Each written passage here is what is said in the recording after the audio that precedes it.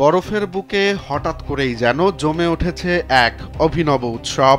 এ সময় চারপাশে সাদা বরফের ভেতর ঐতিহ্যবাহী পোশাক পরে নাচতে দেখা যায় দুজন নৃত্যশিল্পীকে।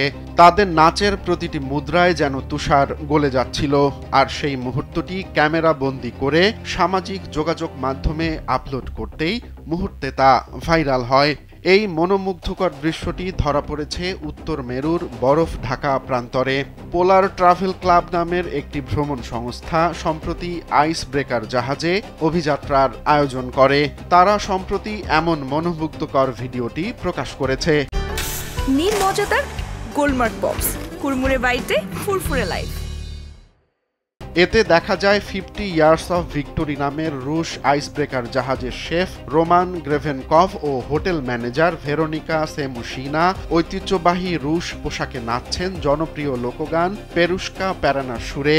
রোমান ও ভেরোনিকা দুজনেই পেশাদার নৃত্যশিল্পী। রোমান 7 বছর ধরে রাশিয়ার ফোক অ্যানসেম্বলের প্রধান নৃত্যশিল্পী হিসেবে কাজ করেছেন। অন্যদিকে ভেরোনিকাও একজন দক্ষ ব্যালে নৃত্য পরিচালক। রাশিয়ার জাতীয় ঐক্য দিবস উপলক্ষে প্রকাশিত এই ভিডিওটি ধারণ করা হয় গত 7 জুলাই। বরফের রাজ্যে রাশিয়ার ঐতিহ্যের এই নৃত্য যেন মনে করিয়ে দিল সংস্কৃতির উষ্ণতা পৃথিবীর যে প্রান্তেই হোক না কেন তা ঠান্ডাকে হার মানাতে জানে।